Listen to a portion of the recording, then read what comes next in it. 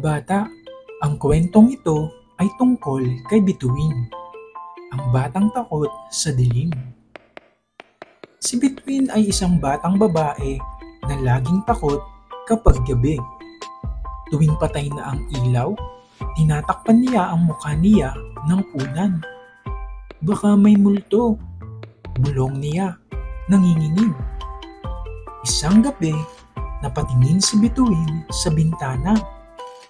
May bumagsak na bulalakaw sa likod bahay nila. Wow! May nahulog na liwanag!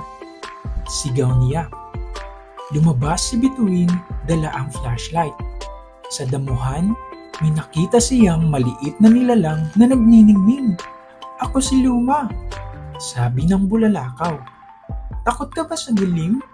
Opo, bulong ni Bituin. Hindi mo kailangang matakot.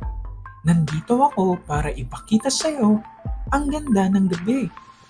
Inakay siya ni Luma sa ilalim ng puno, sa tabi ng sapa, at sa dulo ng palayan. Pinakita niya ang mga alitaptap, mga bituin sa langit, at banayad na ihip ng hangin.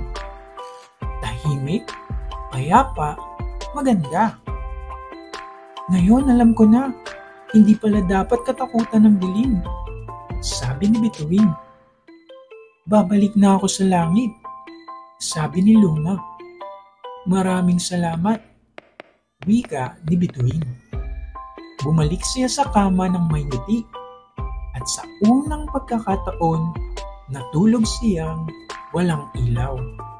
Mga bata, ang dilim ay hindi laging nakakatakot. Kung matututo tayong tumingin, makikita natin ang kanyang kagandahan.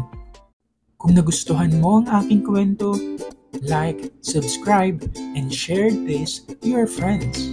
Maraming salamat!